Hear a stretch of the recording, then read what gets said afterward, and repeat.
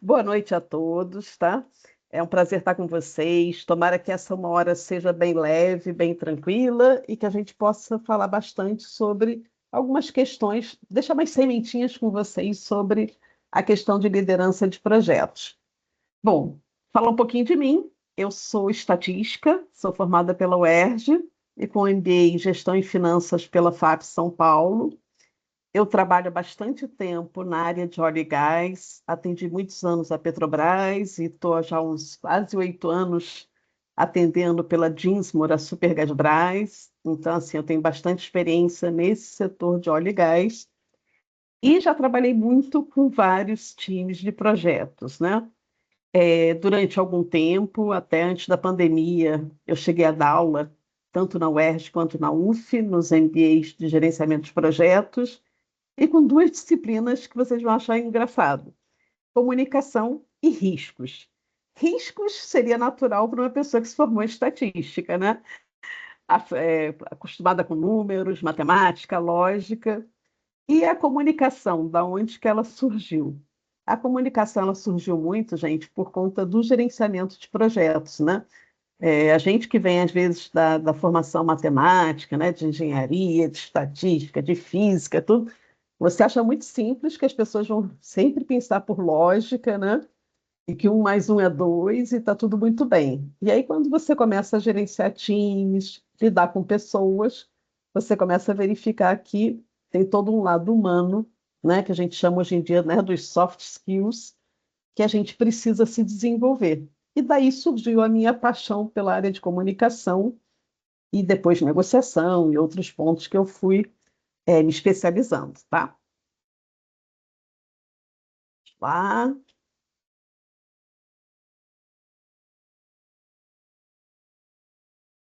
Pronto. Então, assim, vamos falar um pouquinho do contexto dessa apresentação de hoje, né? Um ponto que eu gosto de falar muito é que, assim, nada se constrói sozinho, né? Muito menos na área de projetos. Liderar equipes é muito mais do que a gente gerenciar pessoas, é conseguir com que todos se unam em prol de um objetivo comum, que a gente chama a visão do projeto, aonde que a gente quer atingir naquele projeto. E as equipes de projetos, né, elas são diferentes, às vezes, de equipes que a gente tem em departamentos, em áreas de negócio, porque todo projeto ele tem um início, meio e fim. Então, ele tem um prazo para acabar. E aquelas equipes também, quando terminam aquele projeto, elas cada um voltam, né, para suas áreas de trabalho, para o que faziam anteriormente. E quando a gente se deparou, principalmente na época da pandemia, né, onde a gente teve que gerenciar equipes remotas e virtuais, isso ainda se tornava bem mais complexo para o líder de projeto. E até porque o líder de projeto, muitas vezes, na sua grande maioria, ele não é o gerente das pessoas que trabalham com ele, né? Ele tem pessoas de várias equipes diferentes, cada um delas tem o seu gestor funcional na sua área, e ele precisa conquistar essa liderança de uma outra forma. E aí a gente fala muito que, dessa parte, o que entra bastante é a gente ter uma visão comum, então é trazer com que o líder passe para todas as pessoas do projeto, independente da posição, independente do que elas vão fazer no projeto, que elas tenham essa mesma visão comum do que se quer alcançar. O grande desafio é fazer com que todos trabalhem em colaboração e o líder conseguir exercer uma liderança de fato e não de direito, porque ele não é o gestor das pessoas. Então, ele não é o gestor direto daquelas pessoas, mas ele tem uma liderança no projeto em si. Então, são pontos que a gente precisa ter em mente quando a gente pensa nos desafios, né, nos grandes desafios de liderar equipes. E aí, falando sobre as equipes, né, cada equipe que a gente trabalha, e são times bem diferentes às vezes, né, eles têm habilidades, né, diferenciadas. Eu posso ter pessoas que têm maior nível de conhecimento sobre uma determinada ferramenta, sobre uma área de negócio, tem pessoas que têm menos conhecimento. a competência de cada um. Eu tenho pessoal mais técnico, eu tenho pessoal mais que vai trabalhar a parte de gestão de mudanças, eu tenho pessoal que vai trabalhar parte de processos, e os diferentes perfis, né? Cada um de nós tem um determinado perfil. Tem o pessoal que tem mais a visão de tentar ter maior relacionamento com os demais, tem outro perfil que a gente chama que é o que impulsiona todo mundo para fazer. Então, assim, a gente tem diferentes pessoas que participam de um mesmo projeto e cada um deles trazendo uma determinada bagagem, alguns mais, outros menos. E aí é muito interessante a gente comparar isso com a parte das formigas, né? Existe um livro, né, que foi feito pela Deborah Gordon, que ela chama de Formigas no Trabalho, né? Onde ela menciona o seguinte: sozinhas as formigas não são nada, mas a sociedade delas é um exemplo perfeito de como várias partes pequenas e simples podem executar tarefas elaboradas juntas. Então, assim, se a gente começa a pensar, um formigueiro ele tem quase que 80, 90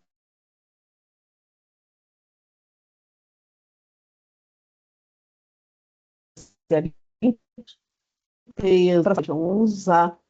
E aquilo que a gente vê na rua, né, quando a gente passeia, às vezes, num parque, as formiguinhas estão ali fora 10 a 20% no máximo do formigueiro. E aí você fica pensando assim, como é que elas se comunicam, como é que elas conseguem voltar para casa sozinhas, como é que elas conseguem buscar o alimento, né? Então elas têm um método de comunicação que é muito interessante, que quando elas colocam a barriguinha no chão e elas conseguem passar o que elas chamam de um feromônio, que é uma substância que uma reconhece na outra, é como se fosse uma comunicação. E aí elas conseguem diferenciar qual é o seu formigueiro para trazer para casa aquilo que ela está buscando de alimento. E por isso que antigamente, né, quem tinha suas avós em casa via quando você tinha algum formigueiro na cozinha, o que fosse, pegava o detergente, passava e elas ficavam doidinhas, porque elas perdem, né, como se você criasse uma barreira natural de comunicação. Mas assim, a associação aqui é que assim, cada uma sabe o que tem que fazer. Então, uma vai buscar comida, uma vai limpar, outra vai fazer proteger a rainha. Então, assim, é como se a gente tivesse num projeto, né, que pensar em como que a gente tem várias partes fazendo parte daquele nosso projeto como um todo, cada um no seu, na sua tarefa, e que quando todo mundo colabora e trabalha em conjunto, a gente consegue executar. Então é bem interessante essa questão que a gente faz, né? A gente verifica como elas trabalham, e como a gente gostaria que as nossas equipes trabalhassem, nem sempre trabalham assim, né? E aí, falando sobre as equipes, né? Eu queria colocar algumas provocações para vocês. E eu ia pedir para vocês colocarem no chat, porque a gente vai usar no final como assim um ponto de retrospectiva, né? Um sentido assim, para cada um de vocês, né, que já vem trabalhando, o que que vocês acham que significa de fato uma equipe? Vamos pensar um pouquinho sobre isso e colocar a frase bem simples ou os pontos que você considera importantes numa equipe, para a gente depois fazer essa retrospectiva, tá? Vamos pensar, o que que é uma equipe de fato para mim?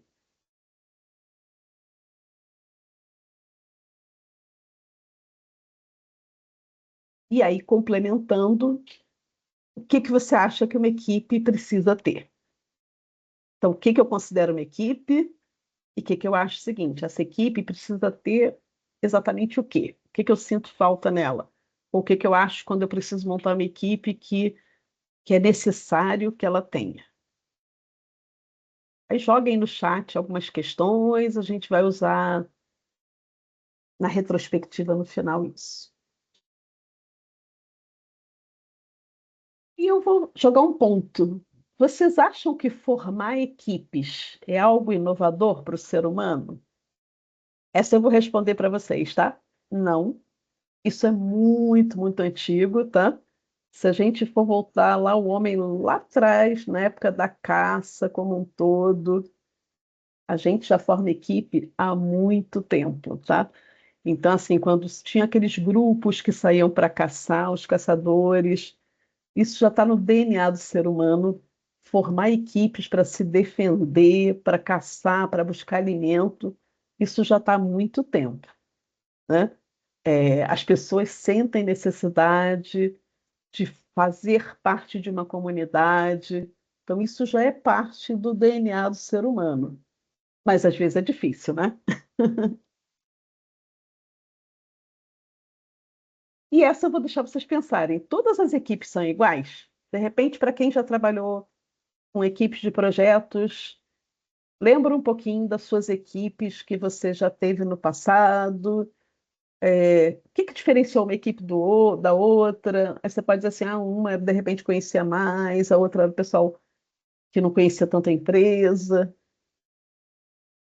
O que eu quero usar depois na retrospectiva com vocês é o que que significa de fato uma equipe, o que uma equipe precisa ter e se elas são todas iguais, tá?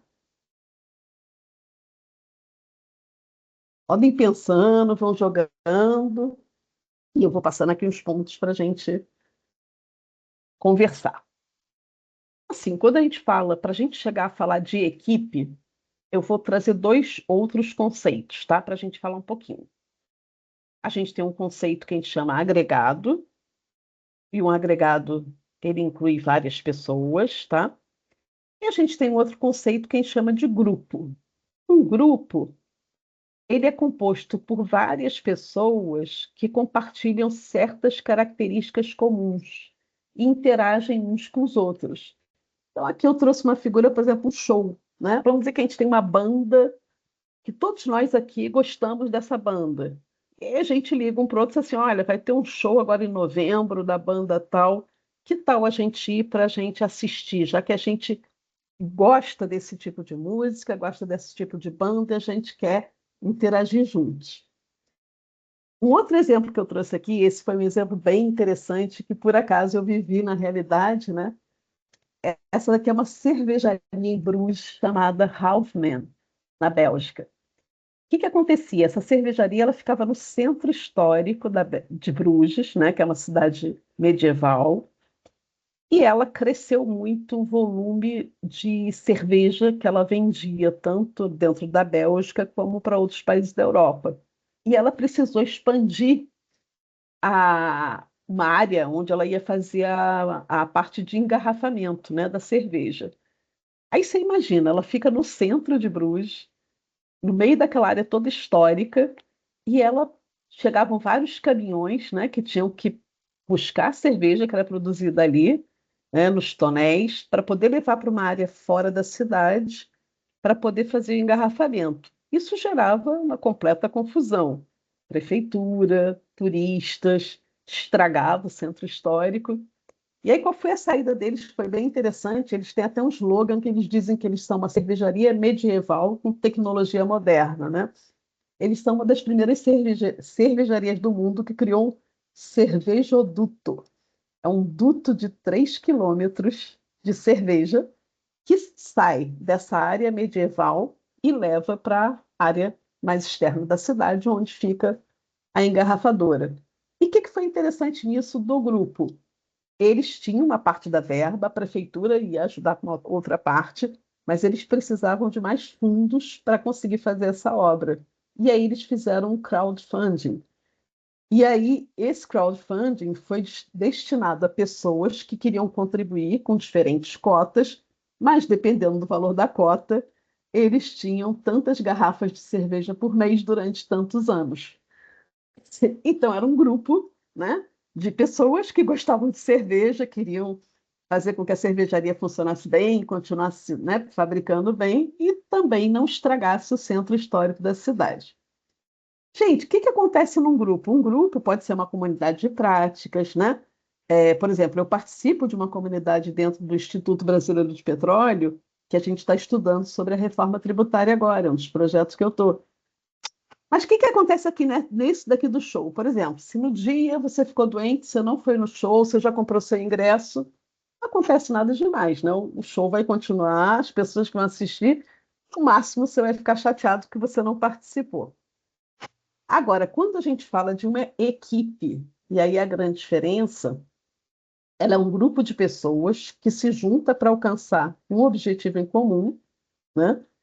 Cada um tem suas habilidades complementares necessárias ao projeto, né? Elas trabalham juntas com o fim de atingir um propósito comum. E aí acho que a parte principal, pela qual todos se consideram coletivamente responsáveis. Do que você, naquele momento, nós somos todos responsáveis por cumprir aquele objetivo final do projeto. E aqui eu trouxe a figura clássica do porquinho e da galinha, né? Acho que muitos de vocês já devem conhecer essa história, né? Essa história era assim: o porquinho e a galinha se juntaram e falaram assim: vamos abrir um restaurante? Vamos. A galinha aqui eu vou colocar meus ovos e eu coloco os ovos aqui para a gente vender no restaurante, fazer as comidas. E o porquinho: ah, mas eu tenho que dar a minha carne. Então, assim, num projeto, a gente precisa de muitos porquinhos, fazendo analogia, porque no fundo, a gente precisa que todo mundo se sinta responsável por fazer as suas tarefas em relação para conseguir atingir aquele objetivo em comum. Parece simples, colocado dessa forma, mas é um bocado árduo, né, da gente. E aí, por que que muitas vezes, né, as nossas equipes não funcionam? Algumas situações, tá? Muitas vezes a liderança ela não coloca uma meta clara, então às vezes você tem metas confusas, às vezes você não tem todas as informações que você precisa para realizar o seu trabalho, muitas vezes não te dão feedback, né? Se está indo bem, se está indo mal, qual o motivo, o que que a gente pode melhorar. Conflito de papéis, ninguém sabe exatamente o que vai fazer. Conflito de personalidade, né? Isso é natural. Eu vou ter uma pessoa mais tímida, vou ter uma pessoa que é mais à frente, posso ter conflitos aí dessas diferentes personalidades. Se a liderança não conseguir entender, apaziguar, resolver, isso pode gerar um problema em projetos, né? Falta de confiança, esse é um dos muito sério. Se a gente não tiver um ambiente de confiança, é muito difícil você dar feedback, é muito difícil você conseguir falar, né? E aí outros, como falta de reconhecimento, a própria falta de liderança e problemas em tomar decisão, decisões que são adiadas e que acabam não indo para frente, e a equipe muitas vezes não sabe como ela deve prosseguir. Então, assim, o papel do líder é deixar essas coisas de uma forma muito mais claras, né? As metas, fornecer as informações, dizer exatamente o que cada um vai fazer, tratar os conflitos, né? Acho que tem alguém com algum microfone aberto, se puder fechar um pouquinho.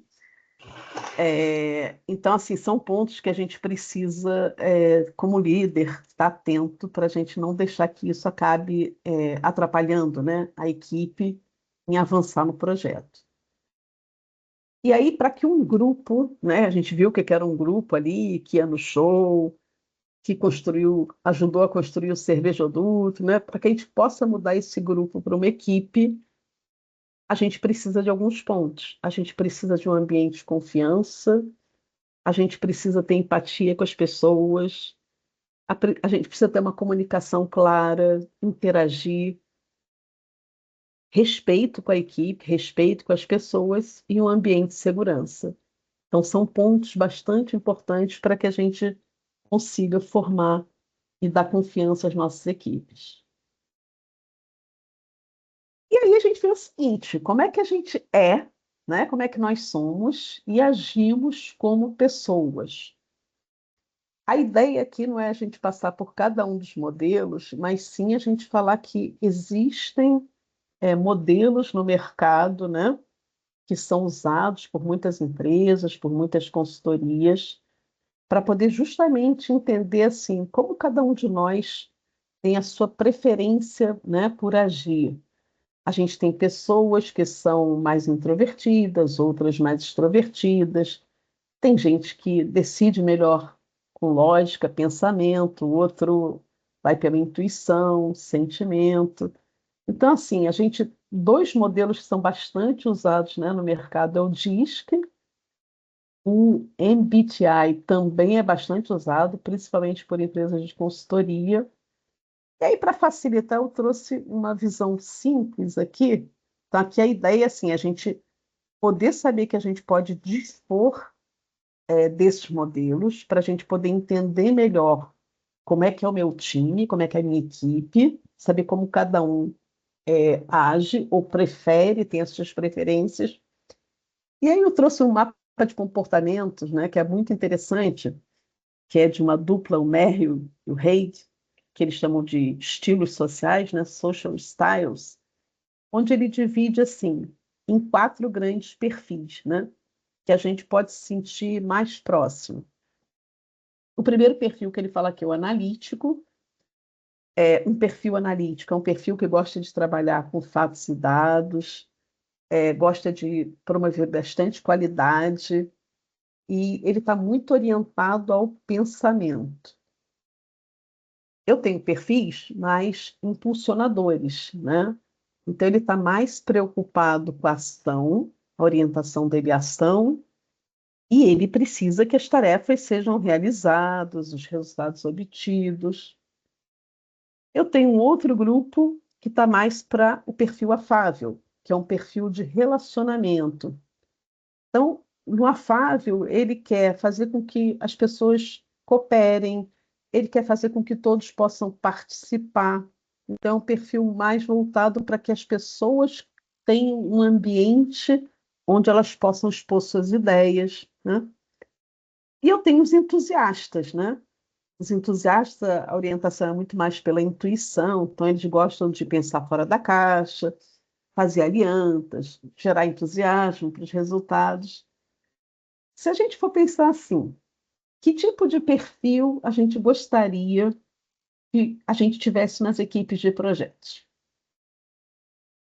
Eu diria para vocês que nem sempre a gente consegue, tá? Mas que assim, a equipe ideal era uma equipe que eu tivesse cada um desses perfis, né?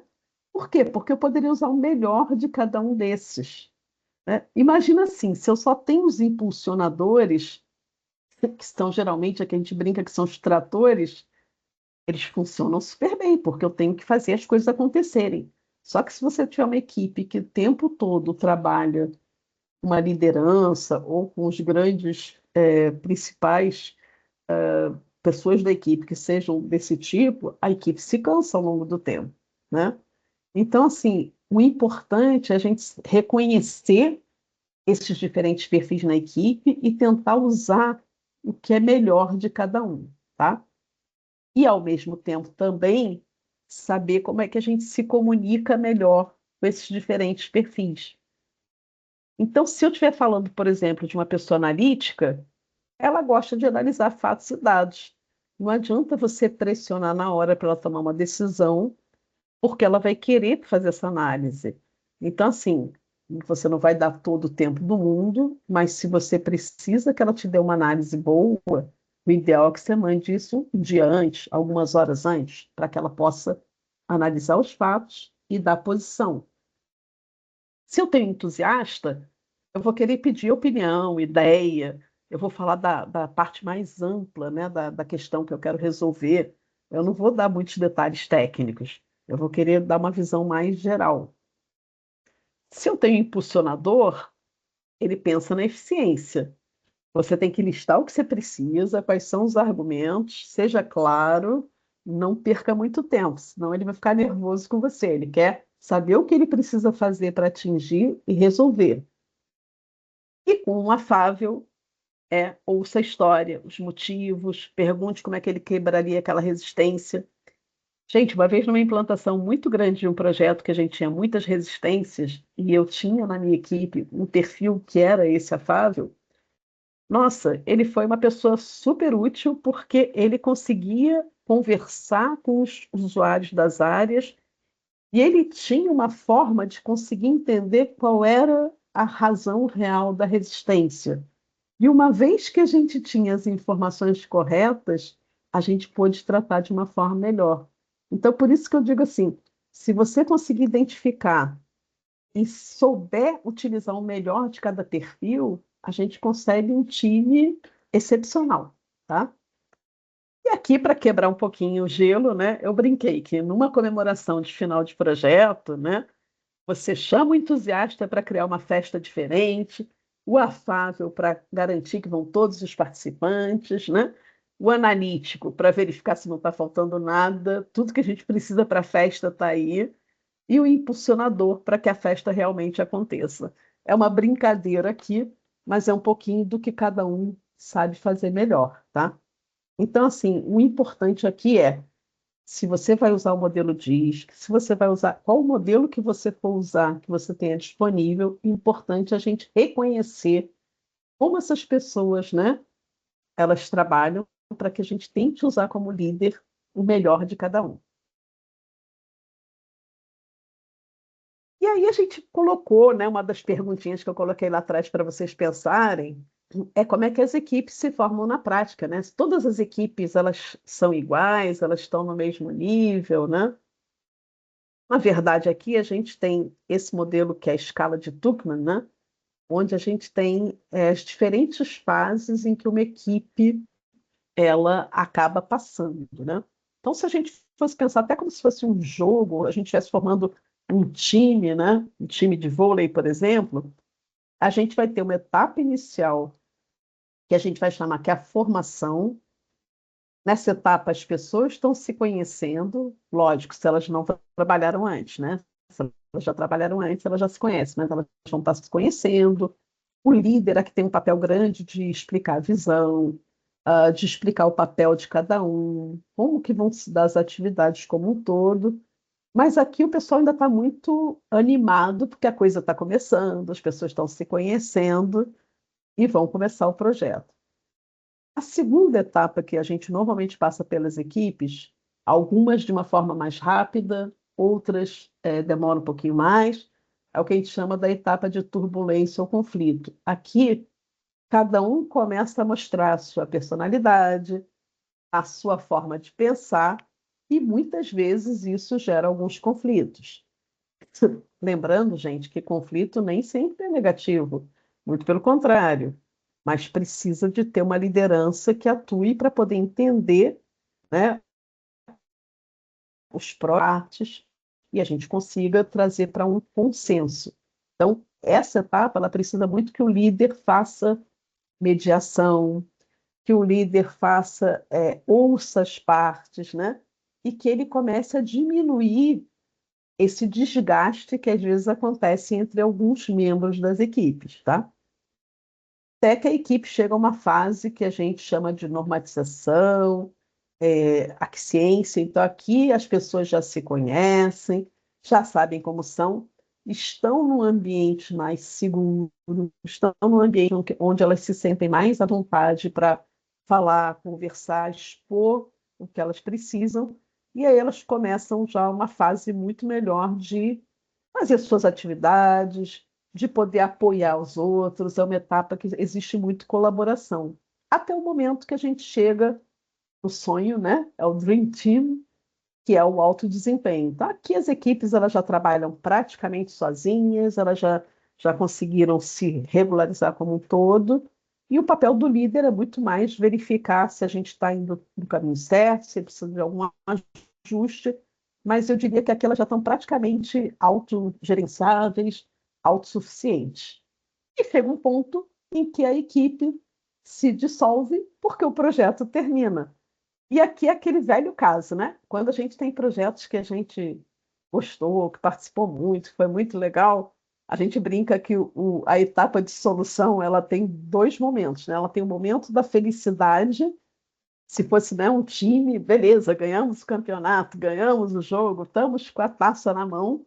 E por outro lado, se a gente não vai continuar, né, porque a gente vai partir para outros projetos, tem aquela etapa que o pessoal fica triste porque cada um vai para um lado, mas a coisa funcionou bem, tá?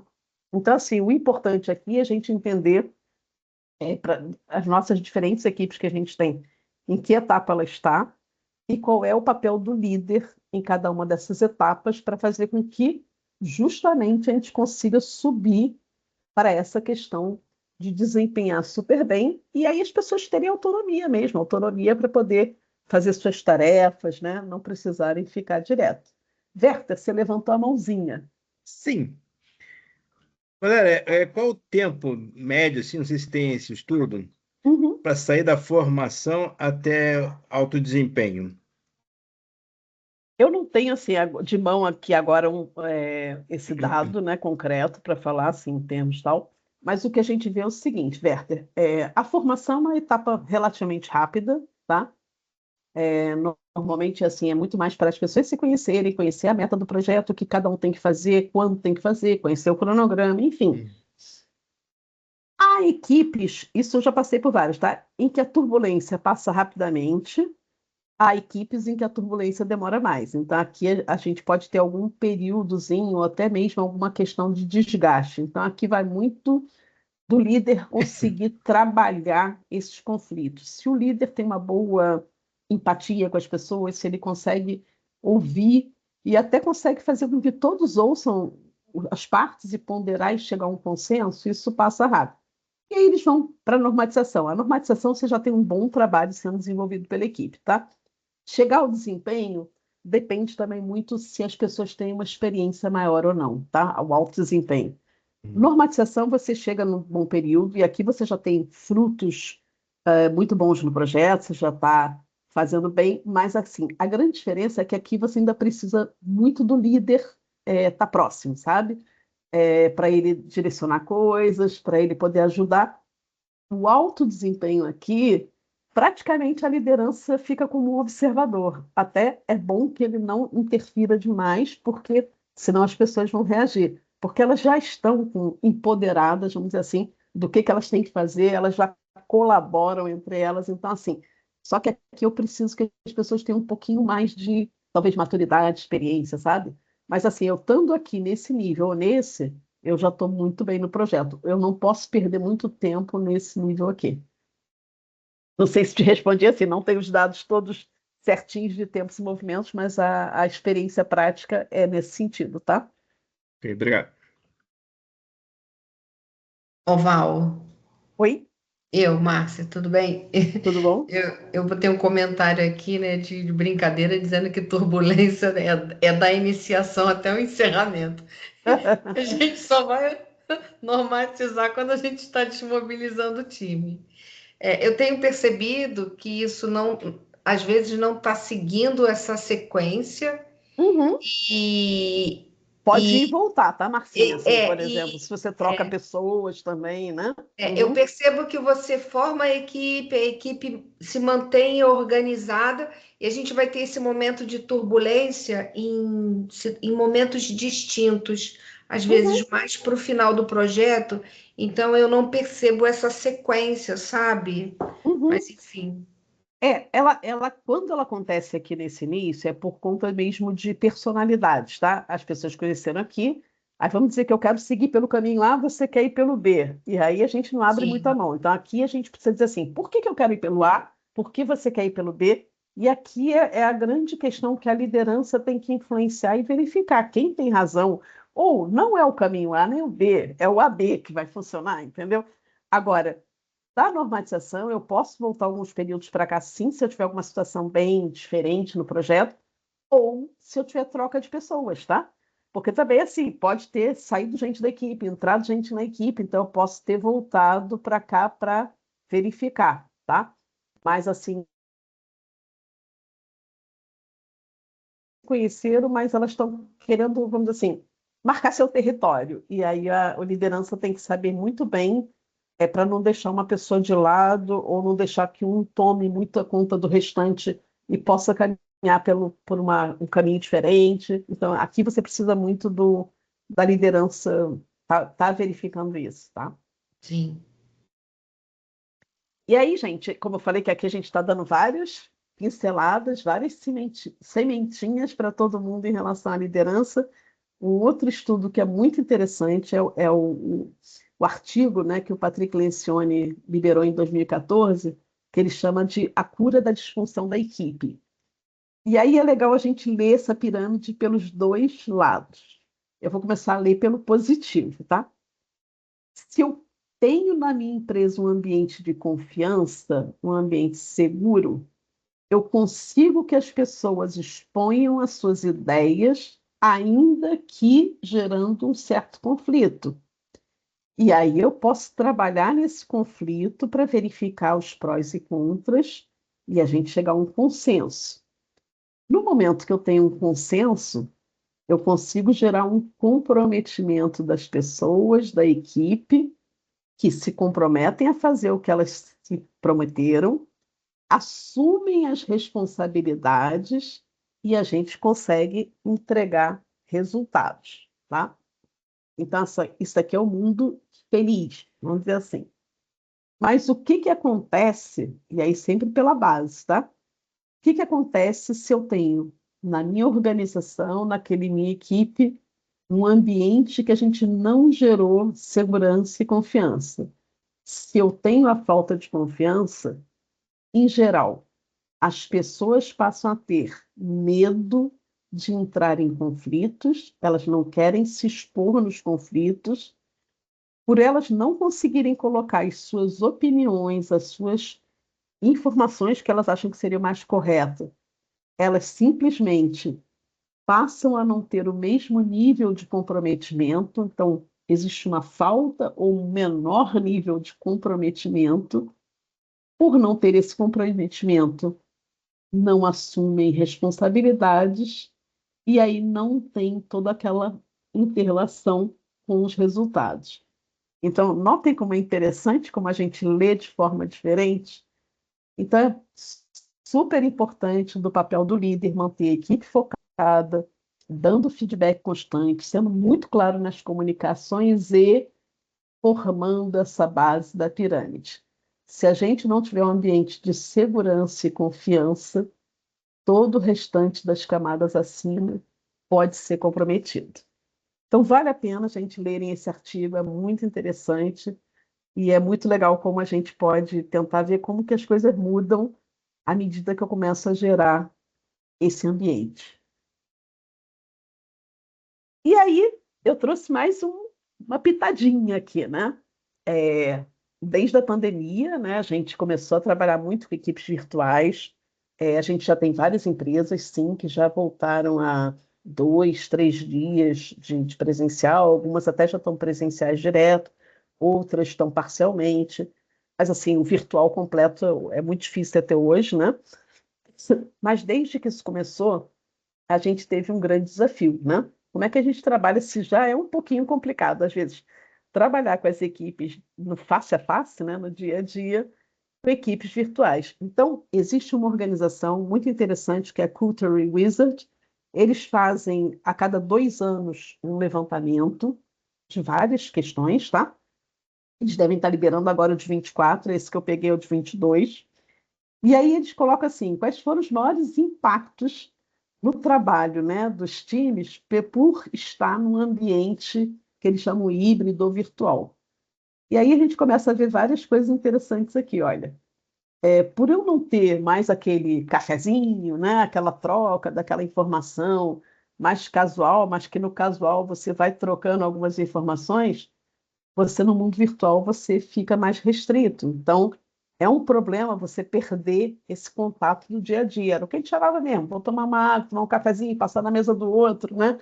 E aí você vai trocando um bate-papo de informação, você vai pegando algumas coisas que são importantes para você. Olha que interessante, 51% do pessoal da pesquisa falou que é muito mais difícil estabelecer relacionamentos, como também é muito mais difícil você fazer o onboarding de novos membros no time, de forma virtual. Olha esse daqui. 40% acha que é muito mais longo, né, o tempo para você criar o sentimento de pertencimento. Esse é bem importante. Se a gente pensar, às vezes, num time, né? Eu gosto de fazer muitas vezes a ponderação com um time, principalmente de vôlei, que eu acho que é o que fica mais próximo da nossa realidade. Quando o pessoal tem aquele sentimento de pertencimento, todo mundo vai para o jogo ali para ganhar, para colaborar um com o outro, né? Não tem tanto estrelismo. Ali não, toda equipe tem que funcionar bem. Da mesma forma, se numa equipe de projeto eu não tenho essa sensação que eu pertenço a algo ali, que eu quero entregar o meu melhor, porque eu quero, junto com o meu time, vencer, olha que diferença dá, né? O risco de problemas de comunicação, dificuldade de estabelecer senso de urgência em algumas culturas, aqui ele está vendo também de uma forma geral, tá? Pode ter eleições diferentes, países, continentes, né? Ter os times, né, como responsáveis e a dificuldade de, muitas vezes, da comunicação entre diferentes culturas, pela língua, pela forma de agir das diferentes culturas, né? E aí, olha só que interessante isso aqui, afinal, né? Isso aí eles têm uma pesquisa bem completa, depois vem um grande resumo e vem assim, olha, que o mais complexo, né, e desafiador de você hoje trabalhar num ambiente híbrido, né, é criar um ambiente de trabalho inclusivo e desenvolver o senso de pertencimento. E aí a gente fez o seguinte, que o fator humano continua sendo um grande desafio para as equipes virtuais, que muito teve, né, de desenvolvimento, a gente mesmo que usa no dia a dia, teve muito investimento em tecnologia. Nossa, hoje você usar um Copilot, alguma coisa junto nas tuas reuniões, já sai, né, com resumo, você só precisa ver. Então, tudo isso melhorou bastante a nossa vida, né? Mas a gente teve pouco investimento nos últimos anos, né, na parte das habilidades humanas. Então, muito investimento na tecnologia, o que nos ajuda, mas os projetos são feitos de pessoas, né? Pessoas para pessoas. Então, teve muito pouco investimento nessa parte, que é o que a gente precisa, né?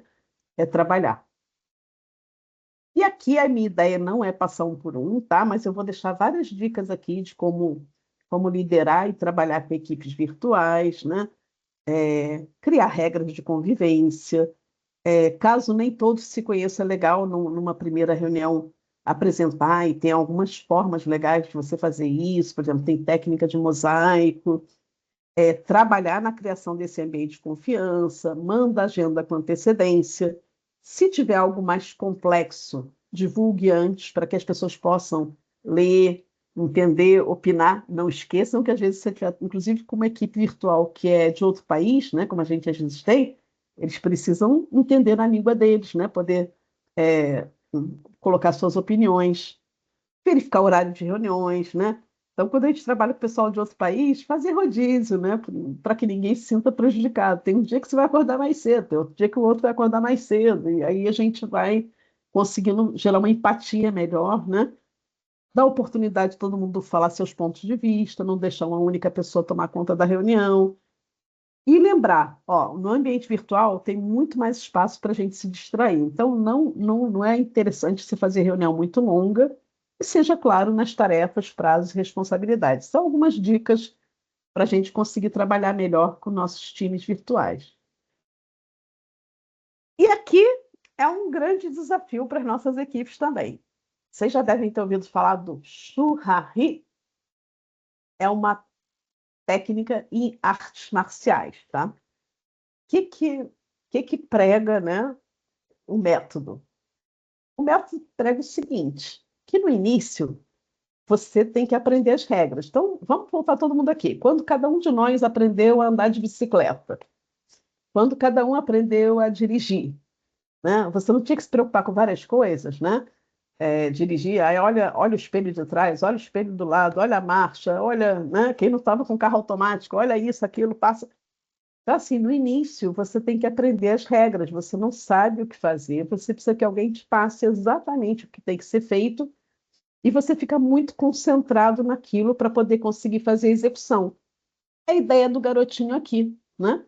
Antes dele começar a aprender a andar com a bicicleta de rodinha, ele está com aquelas bicicletinhas de equilíbrio, onde ele só anda, ele está andando, não tem rodinha, mas ele está treinando o equilíbrio dele para depois ele ganhar a bicicleta de rodinha, para um dia ele tirar a bicicleta de rodinha, né? Aí você vai para o Rá, que é quebre as regras. O que é isso? Ah, agora que eu já sei fazer isso, eu começo a pensar sobre o que eu estou fazendo e eu começo a pensar o seguinte: será que eu não posso fazer de uma forma diferente? Será que eu não posso adaptar alguma questão? E aí a gente começa a fazer adaptações, tá?